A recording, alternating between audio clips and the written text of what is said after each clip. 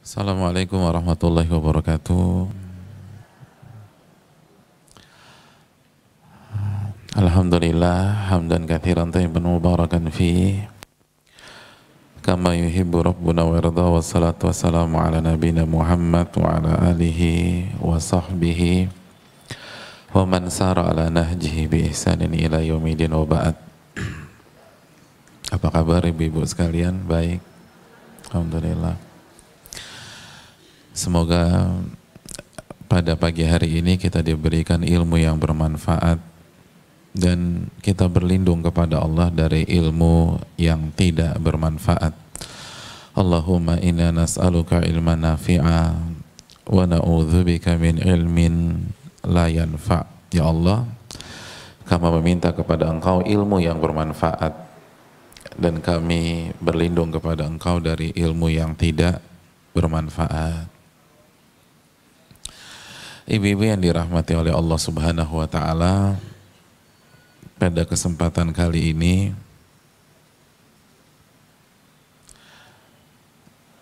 siapa yang bisa menjelaskan niat yang benar dalam menuntut ilmu sebagaimana yang dijelaskan Imam Ahmad? Siapa yang bisa? Tutup buku dong ibu-ibu, tutup buku ya. Itu kan pelajaran kemarin Pak Ustadz. Betul Pak Ustadz, kita move on aja lah, yang lalu biarlah berlalu. Gak bisa. Al ilmu fis sudur, ilmu itu ada di hati ibu-ibu. Walaysa fis sutur, bukan di buku catatan ibu-ibu sekalian. Kalau semua ilmu di buku catatan, nanti yang masuk surga siapa? Ya udahlah, pokoknya lah.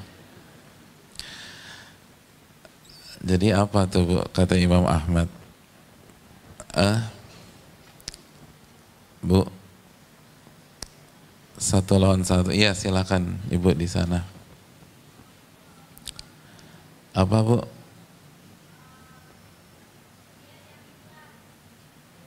Kata Imam Ahmad Bu. Itu imam siapa? Itu kata suami saya Pak Ustadz. Suami saya namanya Pak Imam. Imam Ahmad Bu, siapa Bu? Apa?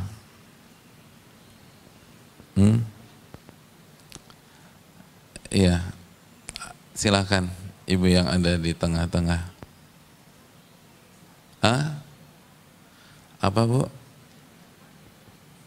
Nggak kedengeran Bu. Ibu nggak bawa mic dari rumah? Nggak kedengeran Bu. Boleh dong Bu, kasih Bu. Saya pikir ibu bawa mic dari rumah.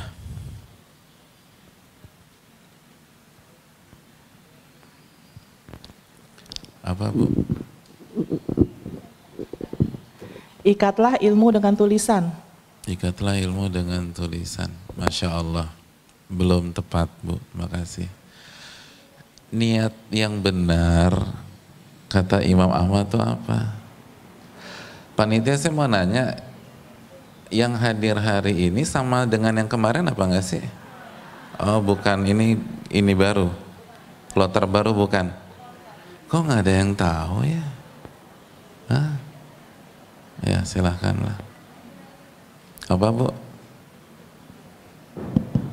Niat yang benar itu adalah yang diharapkan hanya wajah Allah Subhanahu wa taala.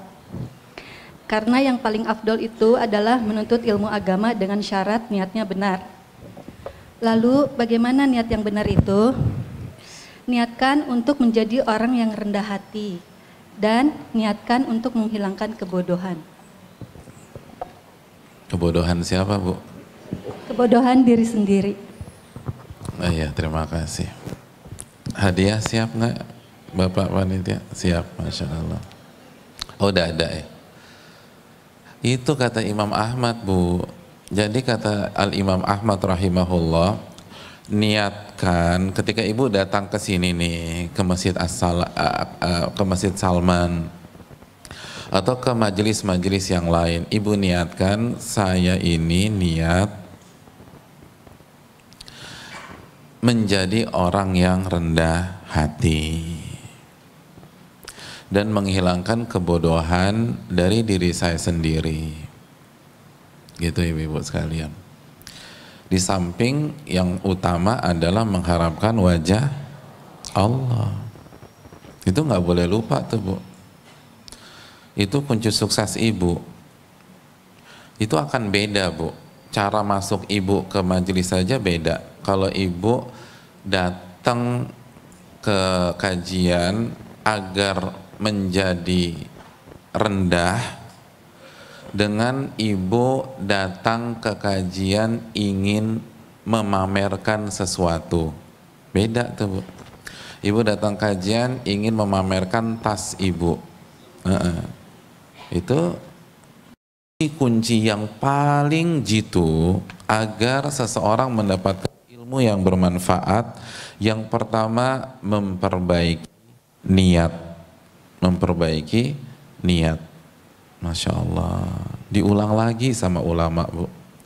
Oh ternyata calon ustadz juga suruh memperbaiki niat Pak Ustadz. Iya. Oh bukan saya saja, semua kita ibu-ibu.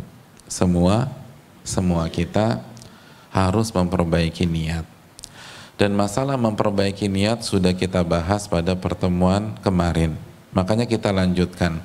Yang kedua kata Syekh bin Baz, wa hifdzil waqti. Nah ini, menjaga waktu.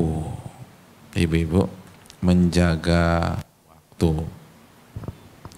Kita duduk sejenak dengan nasihat beliau ini. Jadi ibu-ibu yang dirahmati oleh Allah Subhanahu wa taala, kalau ibu ingin sukses dalam hijrah ibu, kalau ibu ingin sukses dalam dunia ilmu, ibu harus menjaga waktu. Harus jaga waktu. Itu harus ibu camkan baik-baik di dalam diri ibu-ibu sekalian. Kenapa ulama sekaliber Syekh bin Baz dan yang dinasehati sekaliber mahasiswa-mahasiswa Islam Madinah masih dinasehati untuk menjaga waktu? Jawabannya Bu, karena kata Allah Bu, Allah berfirman, mayoritas manusia itu gagal menjaga waktu. Wal asri innal insana lafi khusrin. Ya Allah, demi waktu Allah bersumpah tuh, demi waktu. Sebagian ulama salah satu tafsirnya demi waktu asar manusia itu berada di dalam kerugian, rugi dia tuh. Ulama ketika berbicara tentang waktu, banyak di antara mereka mensitir surat Al-Asr, menukil surat Al-Asr sebagai pesan bahwa mayoritas manusia rugi dalam waktunya, nggak pintar ngatur waktu, gagal. Itu mayoritas orang tuh Bu,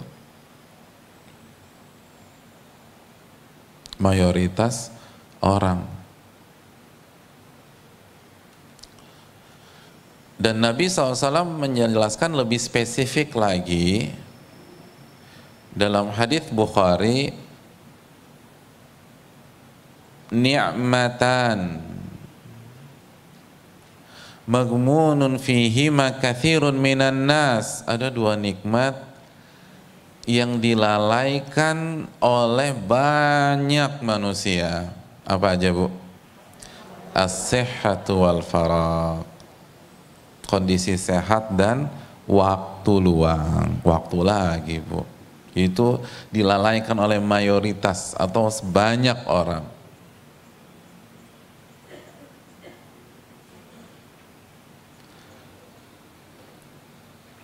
Ibu-ibu sekalian, ibu harus pintar jaga waktu. Ini nasihat para ulama Bu. Jadi enak Bu, yang nasihatin ibu ini ulama senior, usianya sudah bertahun-tahun, lebih tua dari ibu-ibu sekalian. Artinya secara ilmu Al-Quran, hadis dan pengalaman hidup itu di atas kita segala-galanya. Lalu beliau menyampaikan tolong jaga waktu. Itu berarti dari Al-Quran, dari hadis, dari pengalaman hidup yang puluhan tahun, ini hal ini vital banget, Bu. Jangan diremehkan. Jaga waktu. Banyak manusia gagal dalam menjaga waktu. Termasuk ibu-ibu pengajian, termasuk ibu-ibu pengajian. Panitianya termasuk. Semua kita. Mungkin tanpa terkecuali yang berbicara pada detik ini. Makanya ini nasihat buat kita semua ibu-ibu sekalian. Tolong jaga waktu, Bu. Tolong jaga waktu. Ibu-ibu yang dirahmati oleh Allah Subhanahu wa taala. Makanya Nabi wanti-wanti tentang masalah ini, Bu. Igtanim khomsan qabla khomsin. Dalam hadis yang dikeluarkan Imam Hakim dalam kitab Al-Mustadraknya, kata Nabi SAW, manfaatkan 5 waktu sebelum datang 5 waktu. Manfaatkan 5 kondisi sebelum datang 5 kondisi. Yang pertama apa, Bu? Syababaka qabla haramik. Masa muda kalian sebelum masuk masa tua. Tuh, Bu.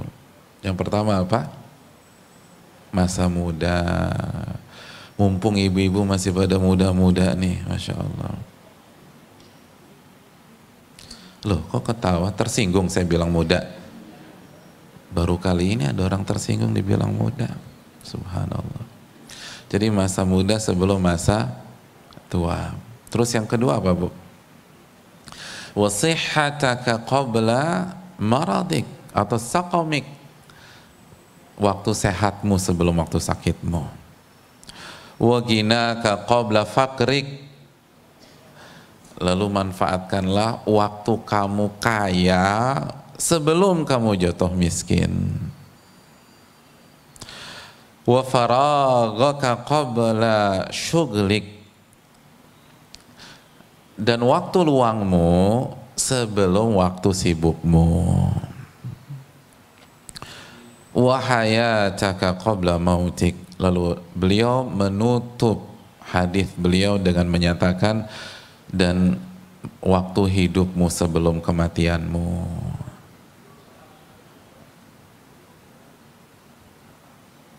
Yang pertama apa, Bu? Waktu muda. Yang kedua, sehat. Yang ketiga, apa? Nggak kedengeran? Oh, ketika ibu kaya sebelum ibu jatuh miskin. Yang keempat, waktu luang, Bu, sebelum ibu sibuk. Terus berikutnya, ya, hidup sebelum meninggal. Nabi minta ibu sekalian, tolong, Bu, jaga tuh waktu-waktu di atas, 5 waktu. Kenapa demikian? Kata para ulama, Bu, seperti dijelaskan Al-Hafidh Hakami dalam Ma'arijul Qabul, karena kalau ibu lalai dan miss di 5 waktu tersebut,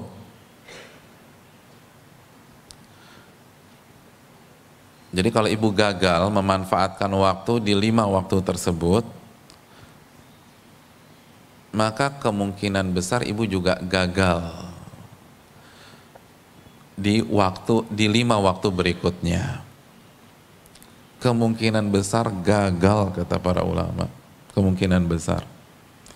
Kalaupun berhasil, itu upayanya harus jungkir balik, Bu. Dan peluangnya tipis. Peluangnya tipis. Itu ibu harus camkan, Bu. Kalau ibu gagal memanfaatkan 5 waktu ini, kemungkinan besar ibu akan gagal memanfaatkan 5 waktu yang datang berikutnya. Kalaupun ibu berhasil, itu usahanya harus ekstra maksimal dan kemungkinannya juga kecil. Belum tentu berhasil.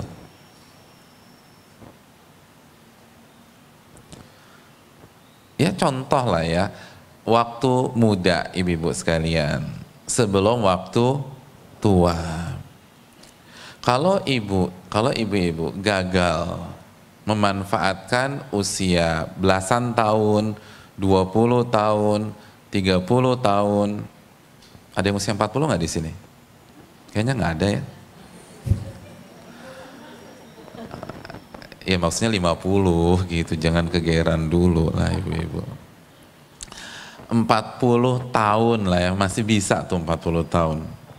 Untuk menghafal juz 30, gagal nih, ibu gagal menghafalkan juz 30 di belasan tahun, usia 20-an tahun, usia 30-an tahun, usia 40-an tahun, gagal tuh juz 30 nggak kehafal. Kira-kira di usia 70 hafal nggak tuh juz 30? Aduh, berat, Bu. Mungkin sih, tapi peluangnya ya Allah. Kira-kira di usia 50 tahun gimana tuh, Bu? Usia 60 tahun. Berat, susah.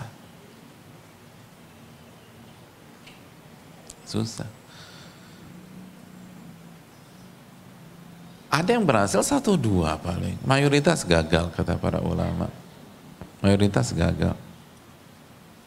Kalau ibu nggak manfaatkan usia 30 tahun, 40 tahun untuk datang ke kajian, kira-kira usia 70 tahun bisa datang, Bu? Nggak bisa, Bu, susah. Kalau bisa 1-2 orang aja. 1-2 orang. Di banyak masjid tuh, Bu, khususnya yang di sebagian masjid lantai 2, itu yang udah kepala 7, itu udah mulai berguguran, Bu. Bukan nggak mau datang, dengkul nggak kuat, Bu. Naik tangga, dengkul udah nggak bisa deh. Bahkan datang pengajian nggak bisa lagi deh. Milih-milih udah masjidnya yang lantai bawah datang, lantai atas nggak datang, kecuali ada lift. Iya nggak ibu-ibu? Iya, benar tuh. Makanya manfaatin deh masa 5 waktu itu kata para ulama. 50. Ketika ibu dikasih kekayaan, ibu nggak haji, ibu nggak perbanyak umroh, kira-kira pas bangkrut bisa haji apa enggak? Nggak bisa udah. Ibu punya uang nih untuk bisa haji dalam waktu yang nggak nunggu-nunggu sebagaimana banyak orang. Ibu nggak manfaatkan tuh, berat udah. Nggak bisa, susah. Mau bayar pakai apa? Ketika ibu punya uang, ibu nggak wakafkan untuk masjid, ibu nggak infak sana, nggak sedekah sini, pas pensiun susah, Bu, berat. Nggak bisa tuh, Bu. Mumpung deh tuh kata Nabi SAW. Karena kalau nggak dimanfaatkan di waktu-waktu itu gagal, Bu, gagal.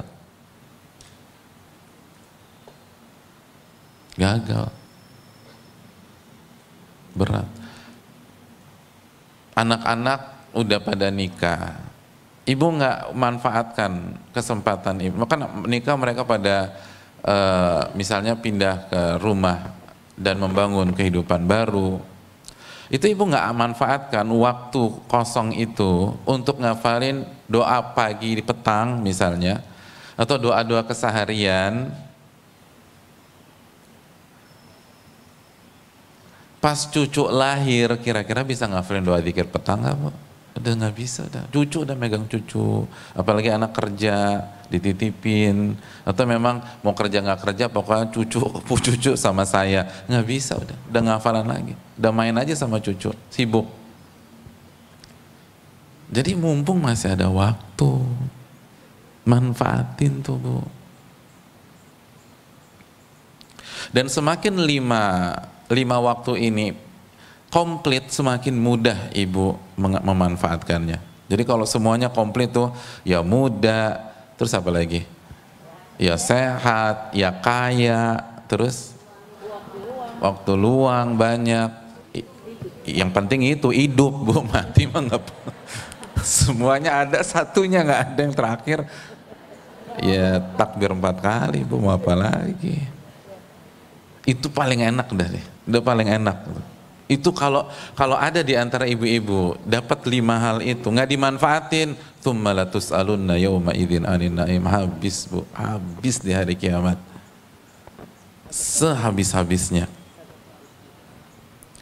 Dan saya rasa ada di sini yang punya kondisi seperti itu.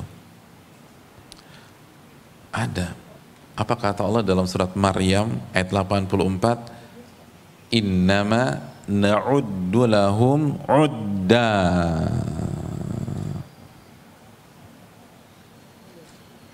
Siapa yang bisa baca ayat ini? Baca terjemahannya tolong. Ya, surat Maryam ayat 84. Bismillah. Maka jangan engkau Muhammad tergesa-gesa memintakan azab terhadap mereka, karena kami menghitung dengan hitungan teliti datangnya hari siksaan untuk mereka. Ibu baik-baik, salah satu tafsir dalam ayat ini sebagaimana dijelaskan oleh Al-Imam Ad-Dhahhak adalah anfas. Kami akan hitung dengan teliti setiap nafas mereka. Kami akan audit semuanya. Lalu kami akan azab mereka dengan azab yang pedih sesuai dengan berapa nafas selama mereka hidup. Na'udzubillah. Jadi kata Imam Ad-Dhahhak, yang akan kami hitung dengan teliti itu bukan kerjaan saja, setiap hembusan nafas itu akan Allah hitung. Jadi kalau Allah kasih kekayaan, Allah kasih kesehatan, Allah kasih waktu luang, banyak ibu-ibu tuh nggak punya kerjaan loh. Per bulan 70 juta, per bulan 80 juta, per bulan bisa di atas 100 juta, bingung dia. Ya akhirnya kan ngocoknya di Singapura, Bu, gitu loh. Arisannya di Orchard tuh kenapa? Karena bingung mau ngapain lagi. Gitu.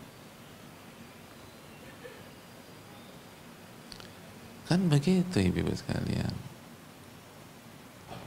Padahal kami akan hitung tuh waktu tuh. Tuh ngapain aja tuh. Itu ada saudara-saudara kelaparan, kenapa Anda ngocok arisan di sana?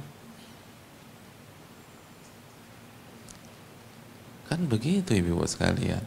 Ditanya sama Allah. Nafasnya ditanya. Makanya banyak kita tuh nggak menganggap waktu itu nikmat, itu repot.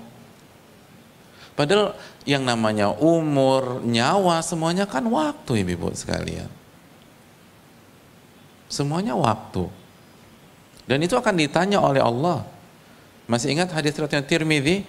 Nabi SAW, la tazulu qadama abdin yawmal qiyamah hatta yus'al an arba'. Kaki seorang hamba tidak akan beranjak di hadapan Allah sampai ditanya tentang 4 perkara. Yang pertama apa? Wan umrihi fima afnah. Dia akan ditanya tentang umurnya, dihabisin buat apa aja tuh, gitu loh.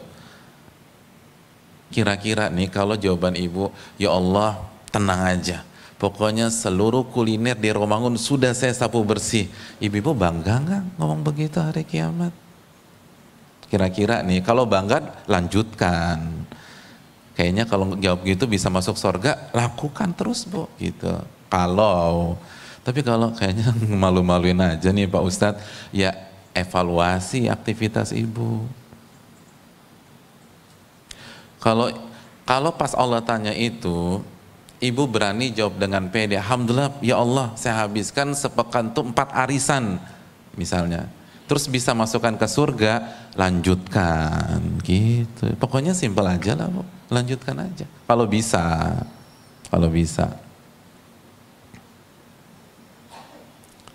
Ditanya tuh ibu-ibu sekalian, ditanya, nggak gratis nih Bu. Wong detik ini ada yang dikubur di Karet Bifak, dikubur di daerah sini di mana? Oh di ini di Cermek, samping Cermek ada, tahu Cermek nggak? Sunan Giri, ya, yang gede besarnya di Romangun pasti tahu Cermek itu Sunan Giri gitu loh. Kalau nggak suka main dingdong, jahit pakaian biasanya. Kalau ibu-ibu biasanya pakaian lah. Tapi itu era 90-an lah. Ibu-ibu sekalian yang dirahmati oleh Allah, iya. Maksudnya apa? Detik ini ada yang dikubur, lalu ibu masih dikasih kehidupan, detak jantung ibu masih berdetak, emangnya gratis, Bu? Tsumma la tus'alunna yawma idzin 'anil na'im. Itu bayar, Bu. Diaudit. Na'uddu lahum 'udda. Kita audit, kalau miss azab yang pedih kata Allah Subhanahu wa taala. Gak bisa begitu. Makanya ibu-ibu yang dirahmati oleh Allah Subhanahu wa taala, apalagi Al-Imam Ibnul Qayyim, ibu catat baik-baik. Ibnul Qayyim mengatakan idha'atul waqti asyaddu minal maut. Waktu yang hilang dengan percuma, yang nggak diisi dengan pahala, itu lebih parah daripada kematian. Kenapa? Ibu catat baik-baik jelinya para ulama ini. Li'anna idha'atal waqti taqta'uka 'anillahi wad daril akhirah.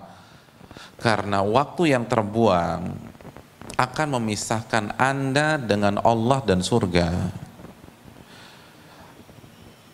Wal mautu yaqta'uka 'anid dunya wa ahliha. Adapun kematian akan memisahkan Anda dengan dunia dan isinya. Lebih parah mana, Bu? Waktu.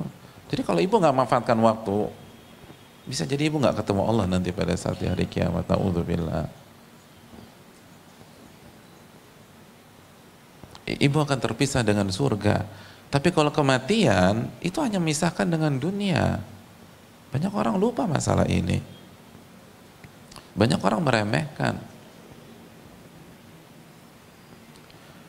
Banyak orang berpikir mereka nggak akan ditanya sama Allah Subhanahu wa taala. Mereka bisa santai ketawa, ketiwi, jalan-jalan sana, jalan-jalan sini. Makanya Allah berfirman dalam surat Al-Qiyamah, ibu-ibu. Ayat ke-36, ayahsabul insanu an yutraka sudah. Apakah manusia berpikir mereka akan ditinggalkan begitu saja, ngabisin waktu sia-sia, lalu nggak diapa-apain? Mustahil, mustahil. Semua akan diaudit. Semua akan ditanya sama Allah. Surat Al-Qiyamah 36 di atas.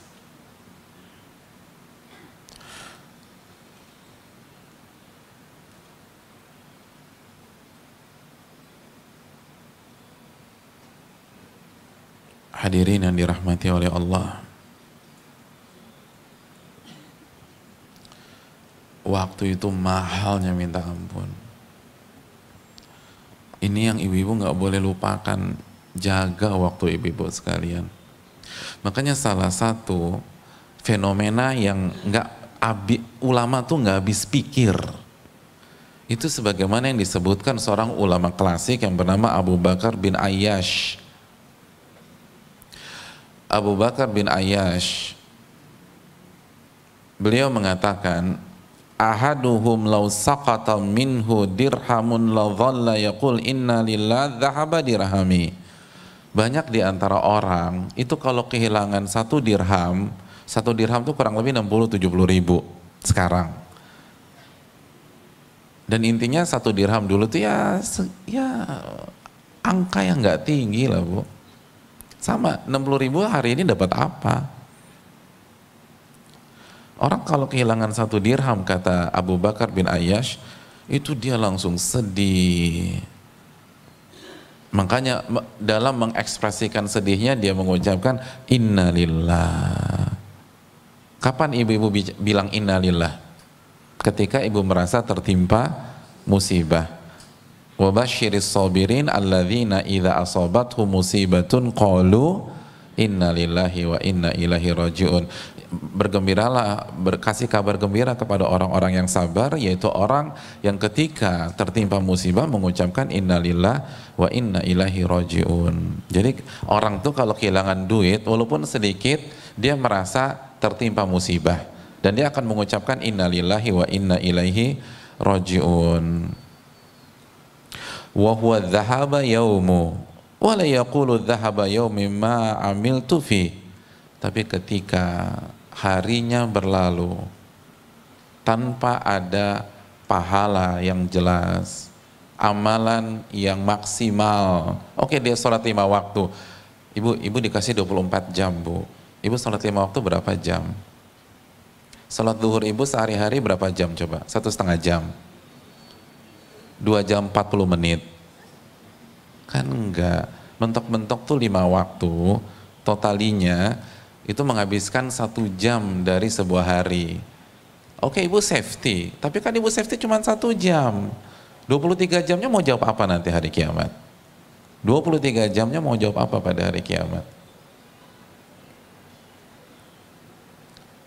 Apalagi Allah bilang, na'uddu lahum udda, itu setiap nafas ditanya loh. Nah, Abu Bakar bin Ashman, lucunya nih manusia, ketika mayoritas harinya nggak menghasilkan pahala, itu nggak ada yang bilang innalillahi itu, nggak ada yang galau, nggak ada yang terpukul, nggak ada yang shock, nggak ada yang nervous, nggak ada yang kebawa mimpi. Nanti pada hari kiamat saya ditanya gimana di hadapan Allah. Tapi kalau duit, oh, nggak bisa tidur, Bu. Tas LV-nya hilang, oh nggak bisa tidur tuh, Bu. Apalagi masih nyicil, waduh berat. Tapi kalau waktu santai tuh, Bu. Waktu nggak ada beban.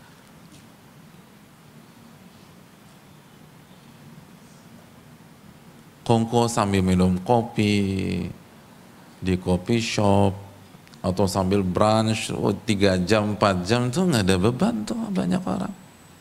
Seneng ya. Kita tidak memberikan catatan kepada semua ya. Penekanannya adalah ketika tidak ada maslahat di sana, Bu. Ketika nggak ada amal, bukan ibu nggak boleh ke sana. Kalau ibu ke sana membicarakan suatu hal yang maslahat, yang menghasilkan pahala, ahlan wa sahlan selama nggak haram. Tapi yang jadi masalah banyak tuh waktu habis. Waktu habis. Nggak ada rasa bersalah.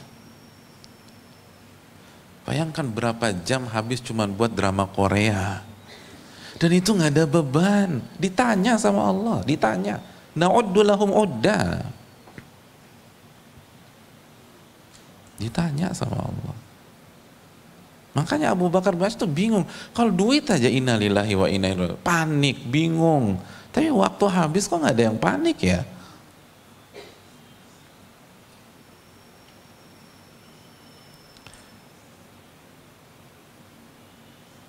Oleh karena itu ibu-ibu yang dirahmati oleh Allah Subhanahu wa taala, Hasan Al-Basri, Bu. Hasan Al-Basri itu beliau pernah mengatakan adraktu aqwaman kana ahaduhum ashahha ala umrihi minhu ala dirhami wa dinari. Saya tuh ketemu sama kaum.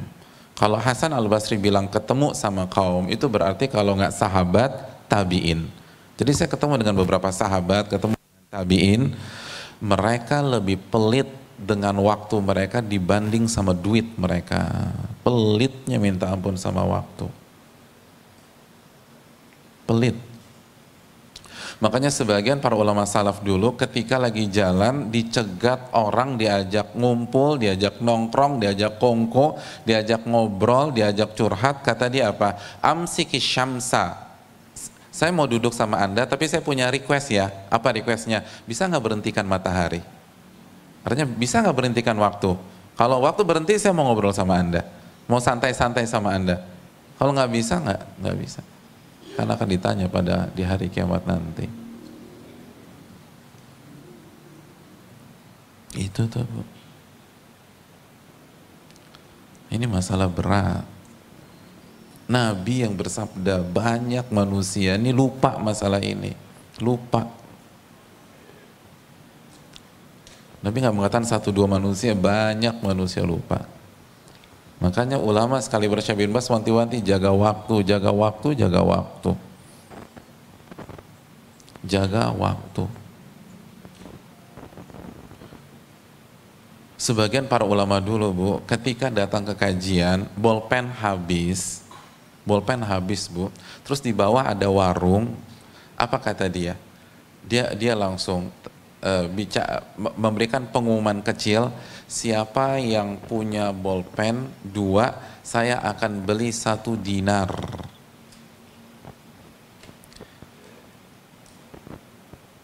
Kok nggak ada yang kagum ya? Ibu, oh nggak tahu 1 dinar. 1 dinar itu kurang lebih 4,25 gram emas. 4,25 gram berapa juta sekarang? 2, jutaan gitu loh. Kenapa? Karena kalau saya turun lagi ke bawah, saya beli di warung waktu habis. Waktu tuh mahal. Saya nggak mau kehilangan momentum. Jadi kalau saya tawarin 3.000, orang pada mikir gitu loh. Ya udah 1 dinar aja. Siapa yang mau langsung tuh rebutan. Dia nggak kehabisan waktu. Itu ulama Bu.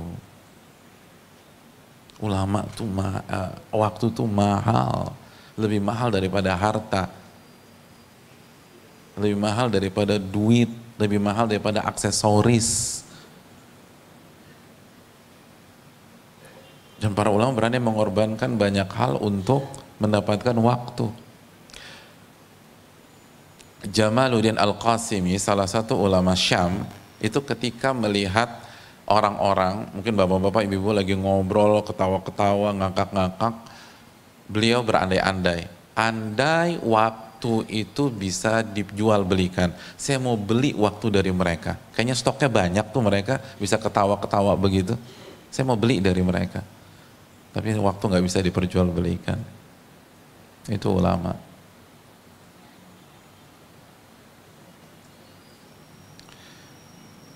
Waktu kita banyak tapi habis percuma Bu. Harusnya ini kalau kita bisa manfaatkan, semua kita hafal surat Al-Baqarah Bu. Kalau waktunya benar-benar bisa dimanfaatkan. Begitu meninggal dunia, Al-Baqarah itu hafal. Di hari meninggalnya kita. Bu, Al-Baqarah nggak perlu ngafalin belasan tahun Bu. Ibu benar-benar komit dengan waktu, 1 tahun hafal Al-Baqarah. Dan gak usah pakai program yang ribet-ribet, 1 hari 1 ayat. 1 hari 1 ayat. Al-Baqarah ayatnya berapa Bu? 286 doang. 1 tahun berapa hari Bu? 1 hari berapa hari? Ya udah, stok masih lebih tuh Bu. Tapi kenapa di usia kita 30 tahun belum hafal Al-Baqarah, 40 tahun belum hafal Al-Baqarah? Berarti kan ada yang salah. Jadi ibu nggak dituntut 1 hari 1 halaman, apalagi 1 lembar. Enggak, 1 hari 1 ayat. 1 ayat, nggak usah banyak apa, 1 ayat. Masa nggak bisa? 1 ayat Alif Lam Mim, selesai.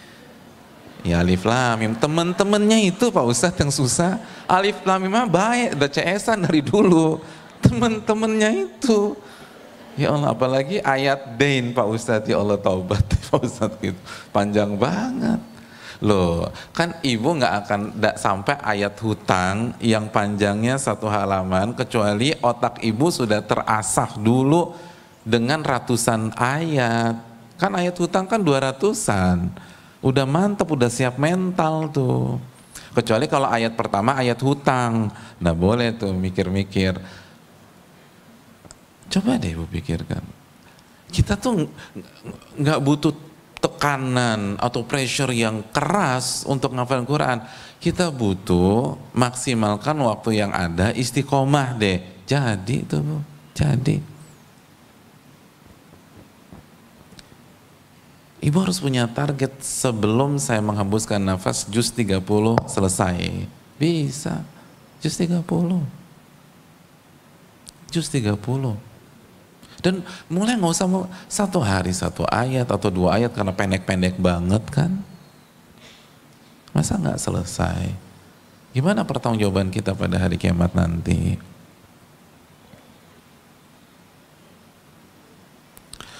Ini yang perlu kita camkan ibu-ibu sekalian. Waktu ini berharganya minta ampun. Ustadz, gimana cara memanfaatkan waktu? Mari kita tanya para ulama, Bu. Saya akan nukilkan 2 ucapan ulama besar. Yang pertama ucapan Ibnul Jauzi, Bu. Dalam kitabnya Sayyidul Khatir, beliau menyatakan yan bagi lil insan an ya'rif syarafa zamani wa qadra waqti. Seyogianya setiap manusia itu mengetahui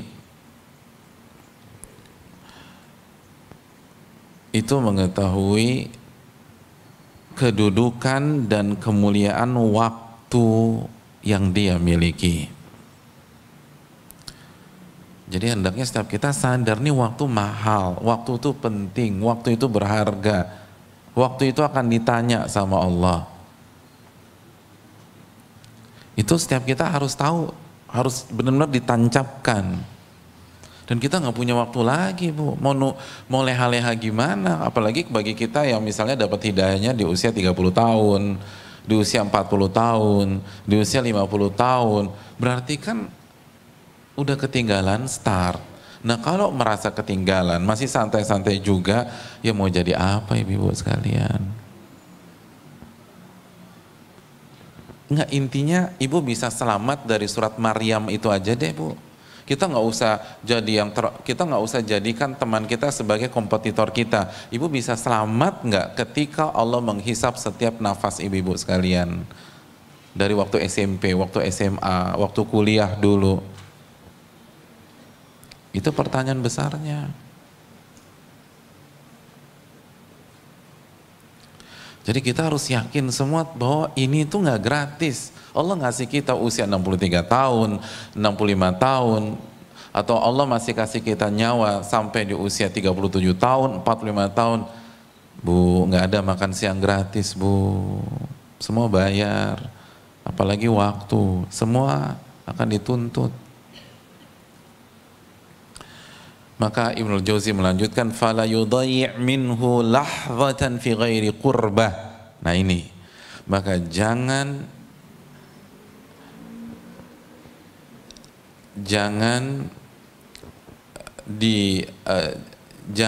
satu pun detik dibiarkan berlalu tanpa diisi dengan takarub kepada Allah.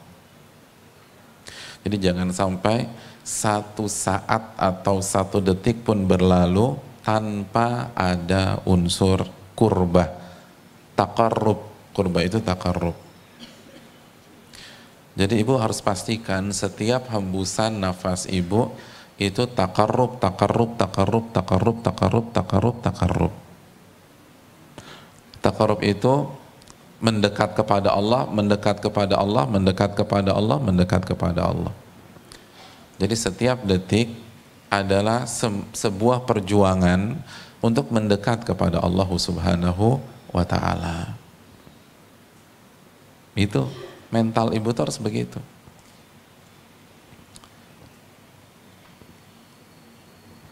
Lalu catat, ini fikih nih Bu.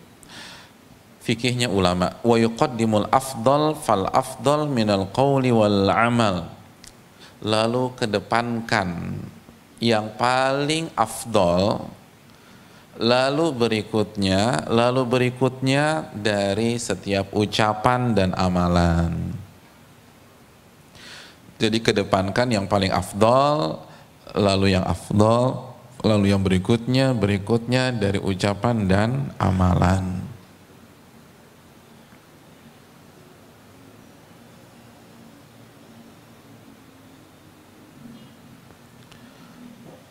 Artinya apa? Ibu harus buat skala prioritas.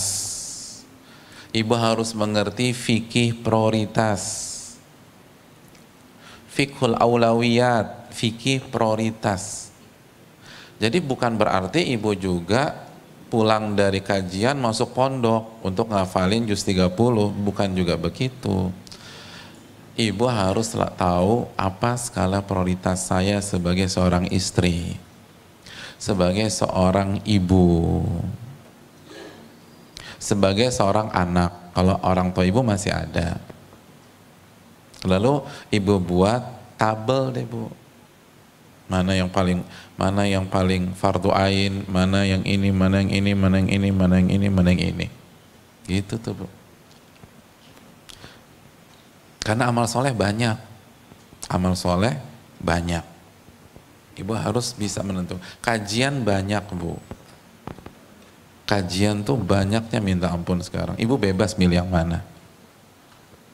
Bahkan terkadang di sebuah daerah, di spot yang tidak berjauhan ada 2 kajian di waktu dan jam yang sama. Nah, ibu harus buat skala prioritas. Tekankan yang wajib-wajib ain dulu. Besok ada kajian, misalnya di tempat yang berdekatan ada 2. Yang satu, bagaimana menjadi istri yang soleha. Yang kedua, temanya manasik haji. Nah, ibu nggak ada rencana haji tahun depan, pilih yang pertama dulu. Besok ada kajian iman kepada takdir. Lalu yang kedua, bagaimana mengurus anak, mengurus anak. Sedangkan wanita tersebut punya calon suami aja belum. Jadi iman kepada takdir yang diprioritaskan. Iman kepada takdirnya masih bingung, masih blank. Betul, penting belajar anak sebelum menikah, tapi iman kepada takdir lebih urgent. Karena ini sudah harian nih gitu loh. Jadi harus tahu fikih itu, mana yang kita prioritaskan.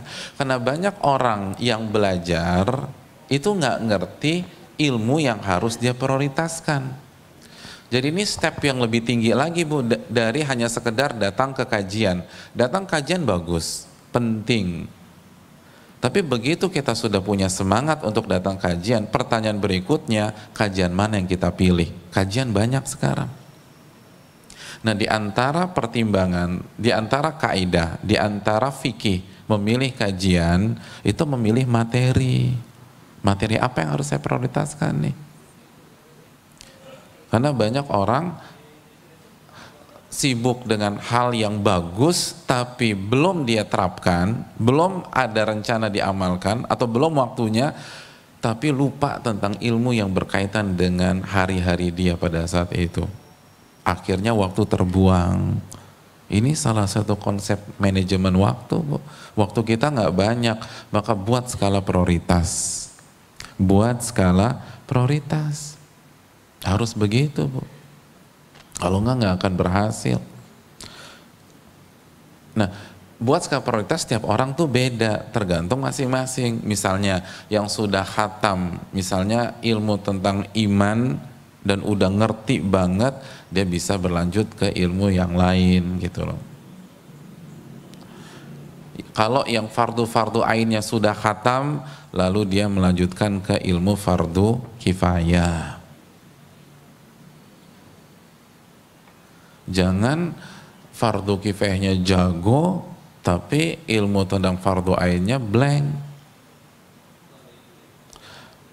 Contohnya apa Ustadz? Misalnya contoh dia ikut kajian bagaimana cara menguburkan jenazah,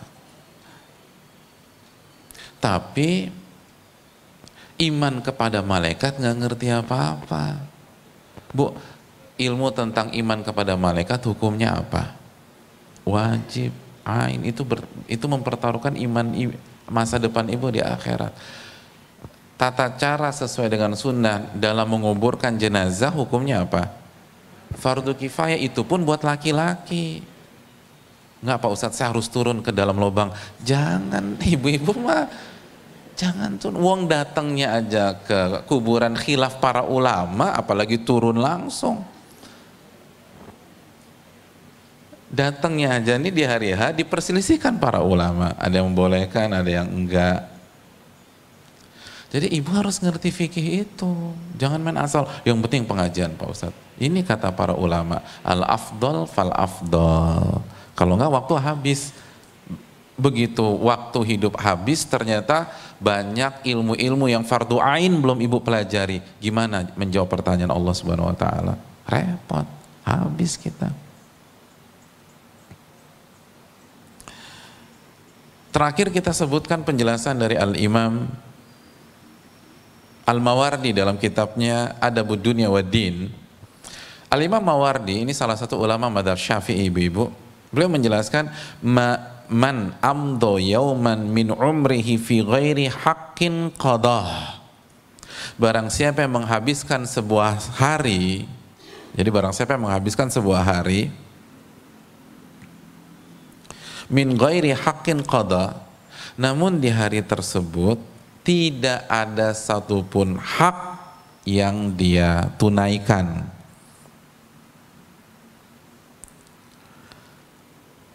Tidak ada satupun hak pihak lain yang dia tunaikan. Au farada au fardin addahu, atau kewajiban yang dia kerjakan.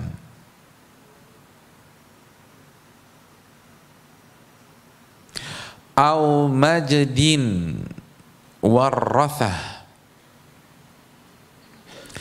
atau kemuliaan yang dia wariskan, atau yang dia berikan. Au hamdin hasalah,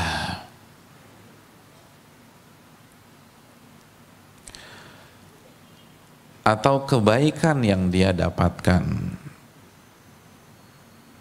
Au khairin assasah,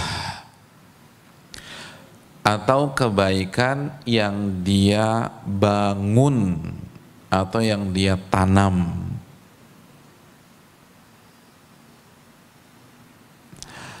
Au ilmin iktabasah, atau ilmu yang dia pelajari.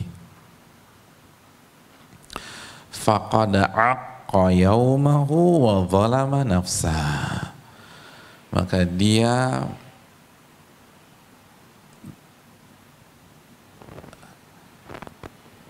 telah melakukan kedurhakaan kepada harinya dan telah menzalimi dirinya sendiri. Dia telah durhaka sama tuh hari dan dia menzalimi dirinya sendiri. Apa maksud menzalimi dirinya sendiri? Kena surat Maryam pada hari kiamat nanti. Ini konsepnya. Jadi setiap hari ibu harus berpikir menunaikan hak pihak lain. Yang pertama kali hak Allah, Bu.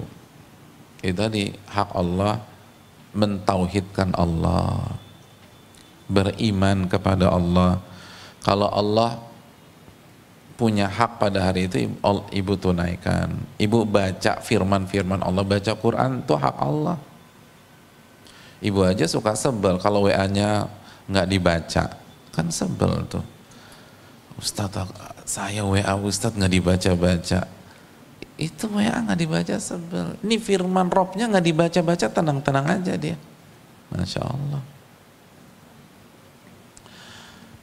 Lalu setelah hak Allah, hak Nabi SAW. Ibu udah bersalawat belum ke Rasul SAW? Itu hak Nabi. Udah berittiba belum kepada beliau? Udah mencintai beliau atau belum?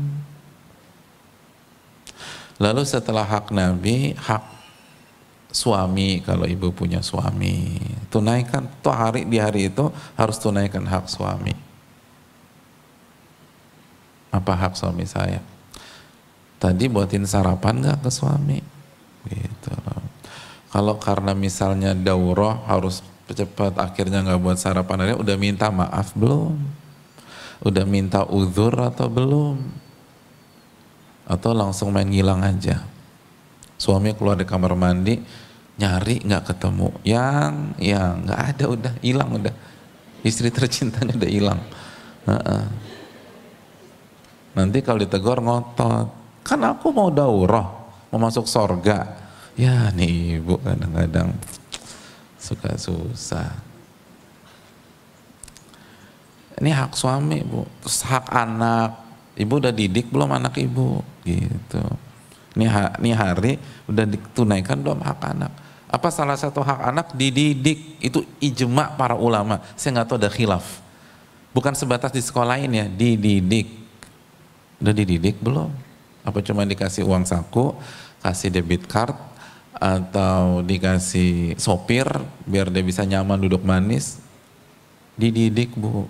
Itu ditanya. Apalagi kalau ibu nggak kerja. Terus nggak didik anak, terus ngapain tuh hari bu? Tuh hak-hak itu udah ditunaikan belum? Terus hak orang tua dan lain-lain, hak mertua, hak teman kalau ada yang sakit dijenguk, gitu tuh bu. Terus yang kedua wafardin, ada kewajiban. Apa kewajiban saya hari ini? Sholat 5 waktu, keluar pakai hijab, thalabul ilmi itu misalnya, atau dipanggil orang tua datang, kewajiban tuh. Ibu pikirin kewajiban saya apa ya. Terus yang berikutnya, apa kebaikan yang saya sudah berikan atau yang akan saya wariskan ke anak-anak saya hari ini nih. Ibu harus tanamkan kebaikan, atau ibu harus wariskan kebaikan, wariskan akhlak yang mulia ke anak-anak, wariskan surat Al-Fatihah ke anak-anak, ajarin tuh anak-anak Al-Fatihah. Bu nggak usah muluk-muluk lah, ibu nggak wajib ngajarin anak qiraah sab'ah. Ibu ajarin Al-Fatihah deh bu, itu dibaca terus ibu dapat pahala. Jadi kalau bisa Al-Fatihah jangan sama guru ngaji, saya yang harus ngajarin Pak Ustadz. Makanya ibu belajar. Itu kan anak kan baca minimal 17 kali. Ya ibu-ibu ya. Terus apa lagi? Terus kata para ulama, atau kebaikan yang ibu dapatkan. Ibu mikir nih hari ini nih aku udah dapat kebaikan apa aja sih gitu. Dievaluasi, dihisap tuh bu, muhasabah. Sebelum tidur tuh ibu mikir, hari ini aku dapat kebaikan apa? Hari ini apa pelajaran kehidupannya? Apa nilai ketakwaan yang saya peroleh? Alhamdulillah tadi ketika bibi mecahin vas bunga yang harganya 27 juta, saya bisa sabar. Alhamdulillah. Alhamdulillah. Itu kebaikan tuh. Senang. Alhamdulillah bisa tidur nyenyak gitu. Jadi jangan sampai justru gara-gara vas bunga kita nggak bisa tidur. Bibi gitu, jangan. Dasar bibi, aku potong nanti gajinya selama 27 tahun. Jangan. Nggak boleh. Wong harga pos bunganya aja 27 juta, masa 27 tahun? Gitu. Itu 20 juta Pak Ustadz, tapi value-nya itu loh, nilainya itu Pak Ustadz, saya nggak terima. Jangan, itu berarti nggak dapat kebaikan. Jadi ibu tuh dapat kebaikan apa ya hari ini ya? Itu harus ibu pikirkan tuh. Alhamdulillah tadi udah berhasil nolong orang gitu. Itu diukamkan ibu-ibu sekalian. Oh kemarin tadi tuh teman buat salah, saya bisa maafin. Itu kebaikan tuh. Kebaikan yang kita dapatkan. Au khairan assasa, atau kebaikan yang kita bangun baik bangun buat diri sendiri, itu tuh latihan. Alhamdulillah udah mulai nggak marah lagi. Alhamdulillah sekarang udah bisa nungguin suami sampai suami pulang, sehingga bisa berkhidmat. Alhamdulillah sekarang sudah bisa ngajarin anak-anak, walaupun pelan-pelan ngajarin doa, ngajarin kalimat la ilaha illallah. Alhamdulillah nih. Jadi bangun sebuah kebaikan. Terus ibu-ibu, dan ilmu yang dipelajari. Hari ini udah dapat ilmu belum ya? Udah ngaji belum? Kalau jadwal kajiannya nggak setiap hari, kan media banyak. Yang penting dapat ilmu gitu loh. Kalau pas itu hari kajian kita, ibu evaluasi lagi tadi ilmunya apa aja ya?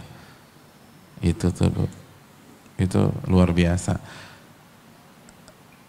Kalau miss zolim kita, zolim sama siapa? Diri sendiri. Kenapa? Kita nggak akan bisa melewati pertanyaan Allah Subhanahu Wa Taala. Jadi ibu buat tabel Bu ya. Wallahu taala bisawab. Aduh, sebenarnya masih ada beberapa lagi nih Bu, tapi waktunya habis Bu. Ya sudah, kita cukupkan sampai di situ dulu. Kita buka sesi tanya jawab. Wassalamualaikum warahmatullahi wabarakatuh.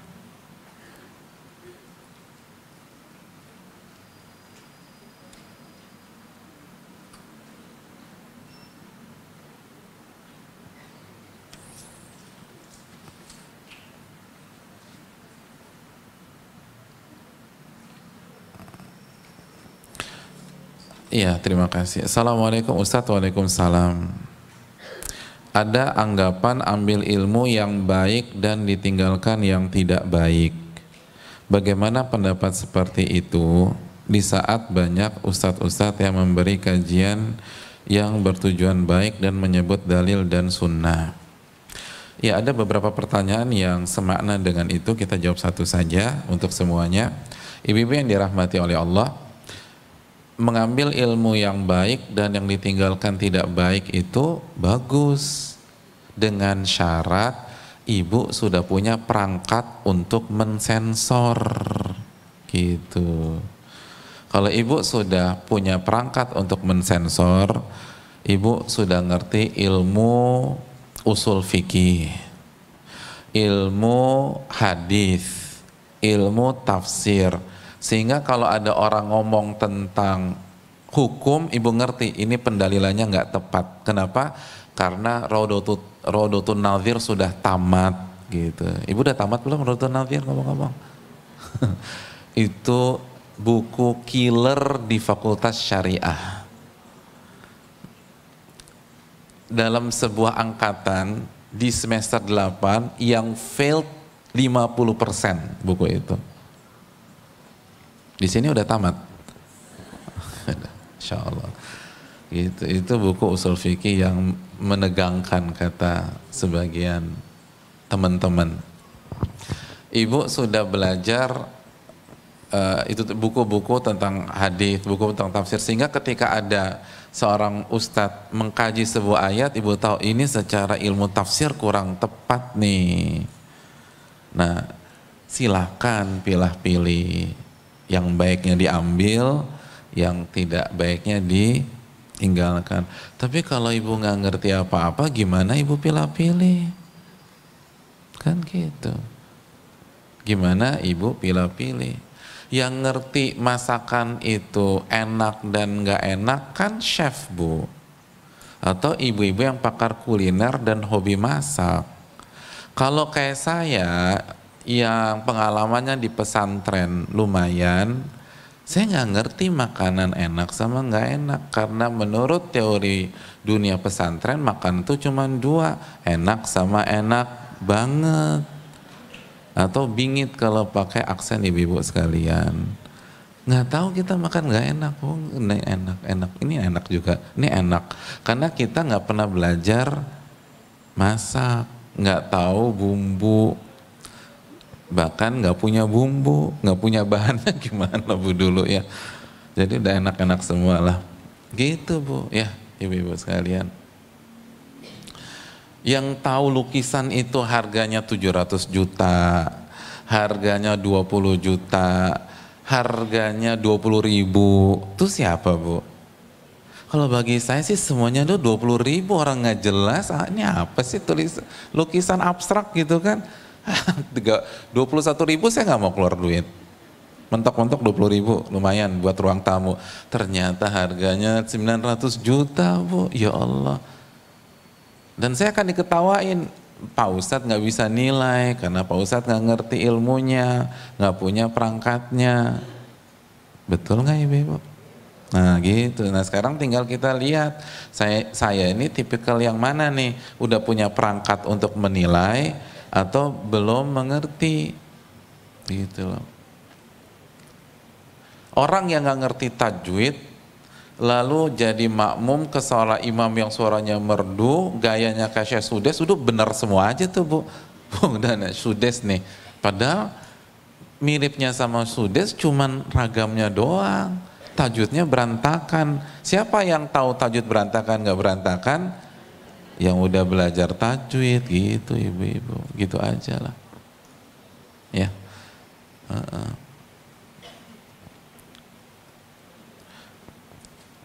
Saya nyampein pagi ini pakai bahasa Arab, padahal belepotan juga. Tapi orang yang nggak pernah belajar bahasa Arab, masya Allah, masya Allah, masya Allah.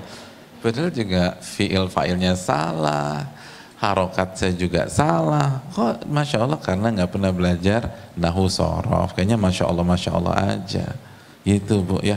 Nah kalau ibu nggak punya perangkat itu, ibu minta arahan dari seorang ahli ilmu.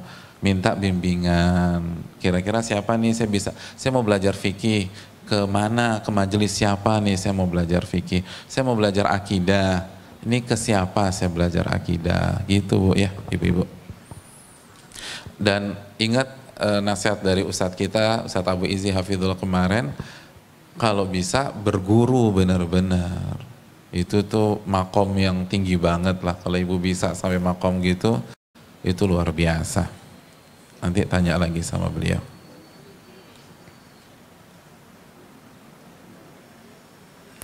Apalagi nih Bu?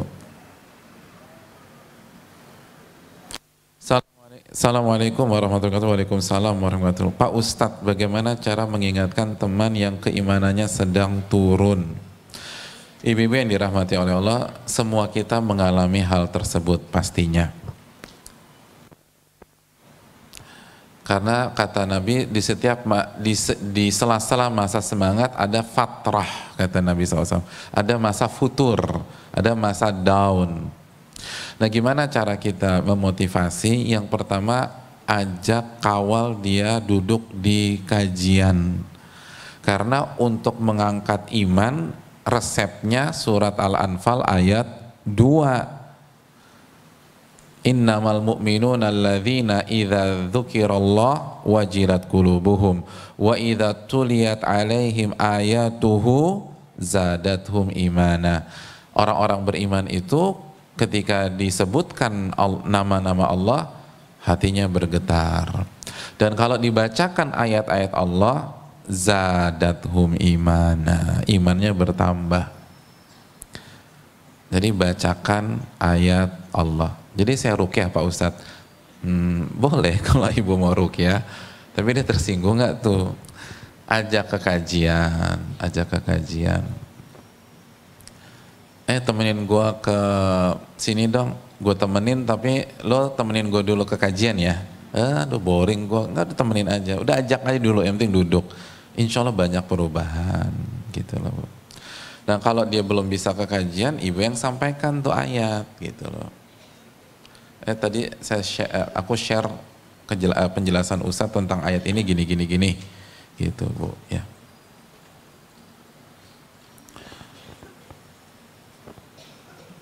Bagaimana cara memilih guru seperti yang disampaikan Ustadz Abu Izzi? Tanya beliau aja nih, beliau sebentar lagi hadir di hadapan ibu lah.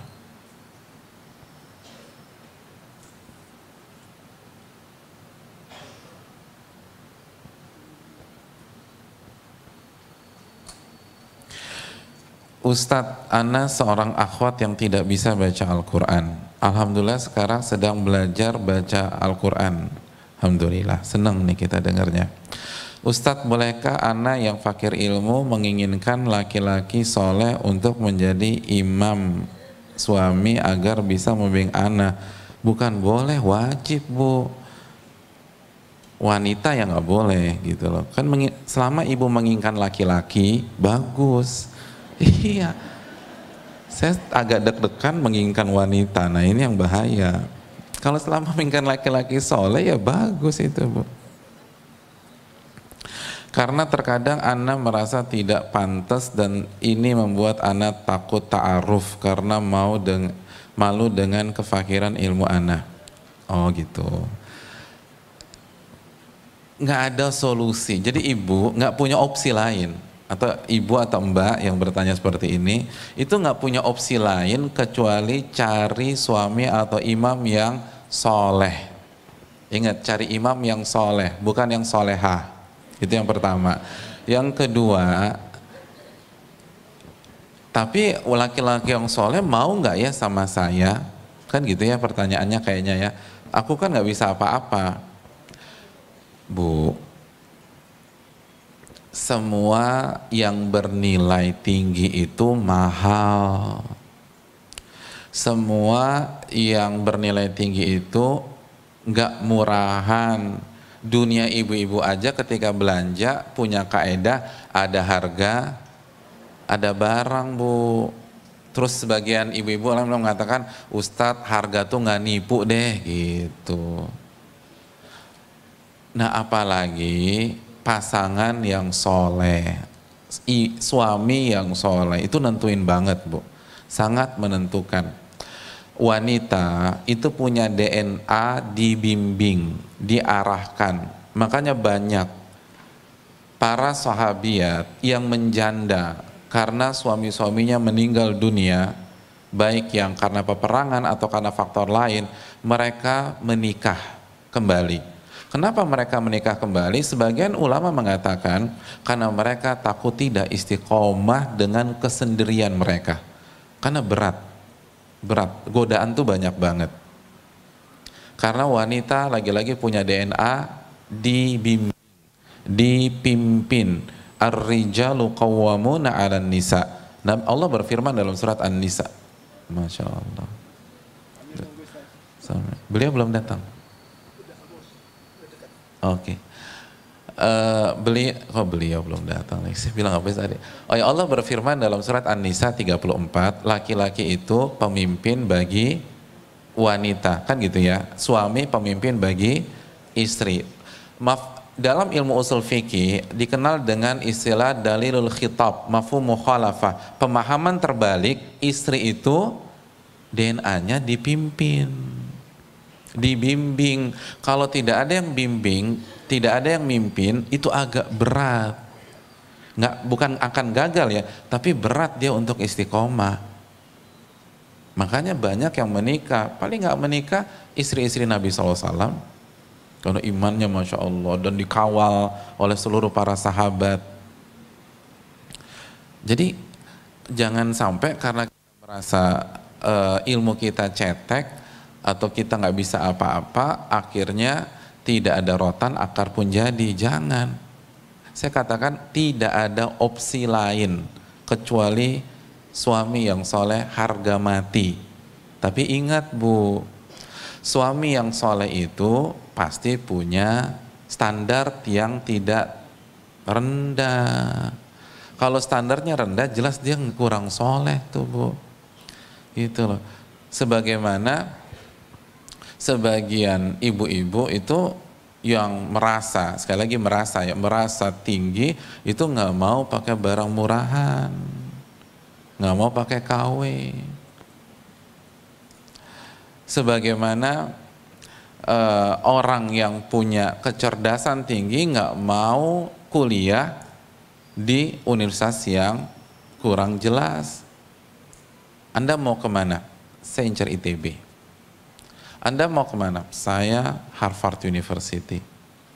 Kenapa? Karena semua orang yang berkualitas itu punya standar yang tinggi. Iya nggak ibu-ibu? Ya gini aja lah, saya nanya, kalau wanita sudah ngaji, sudah Masya Allah dan seterusnya, mau nggak ketika dilamar sama laki-laki yang hobinya masih clubbing? Nggak mau, kenapa? Karena wanita soleha yang punya nilai yang tinggi nggak mau sama yang seperti itu, dia punya standar. Nah begitu juga di dunia sebelah Bu, dunia para laki-laki nggak mau. Berarti solusinya apa? Karena ibu-ibu nggak punya opsi lain, yang mau nikah nggak punya opsi lain. Solusinya perbaiki diri dulu, perbaiki diri. Kalau jangan paksakan maju hari ini, kalau memang kita belum siap, perbaiki diri, perbaiki diri, perbaiki diri, perbaiki diri, perbaiki diri. Al-khabithatu lil khabithin, wanita yang buruk untuk laki-laki yang buruk, wal khabithuna lil khabithat, laki-laki buruk untuk wanita yang buruk, wat thayyibati lit thayyibin, wanita yang baik untuk laki-laki yang baik, gitu loh. Jadi perbaiki diri ibu, jaga keikhlasan, jaga hati, jaga ibadah. Ibu nggak harus jadi qori'ah, enggak, tapi harus bisa baca Quran, Bu. Kan Allah nggak mungkin bohong, Allah tidak mungkin bohong, ibu-ibu sekalian. Kalau Allah bilang wanita yang baik untuk laki-laki yang baik, sunnatullahnya akan begitu. Kalau enggak akan berakhir sebagaimana Nabi Lut dengan istrinya berakhir, Bu. Nabi Nuh dengan istrinya berakhir. Asia dengan Firaun berakhir. Allah akan pisahkan yang langgeng yang bersamaan. Jadi nggak usah ribet-ribet. Jadi saya ingin sampaikan gini, ibu harus targetkan hal tersebut, atau setiap wanita ya, mentargetkan hal tersebut, tapi jangan pakai cara murahan. Ibu harus elegan, jangan pakai cara murahan. Dan ibu-ibu, barang-barang yang nilainya tinggi banget, itu sampai nggak iklan loh Bu, tapi dicari orang, nggak iklan. Yang iklan itu yang menengah sama ke bawah, yang benar-benar masterpiece, benar-benar tinggi banget nilainya, itu nggak ada yang iklan, itu nggak ada yang iklan. Benar nggak ibu-ibu? Simbol tas mewah di dunia ibu-ibu apa? Hermes Birkin, ada iklannya Hermes Birkin? Nggak ada.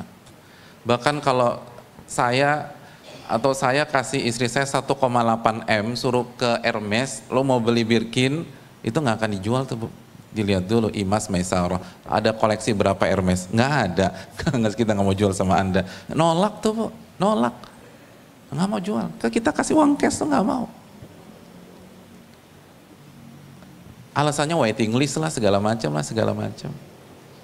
Kalau di dunia laki-laki, mobil Bu, Ferrari ketika ulang tahun berapa bulan yang lalu itu mengeluarkan produk limited edition, itu nggak ada iklan Bu, sold out. Orang mau daftar nggak bisa, harus punya berapa koleksi Ferrari. Semua hal yang berkelas, kalau benar-benar berkelas tuh nggak iklan, tapi orang cari.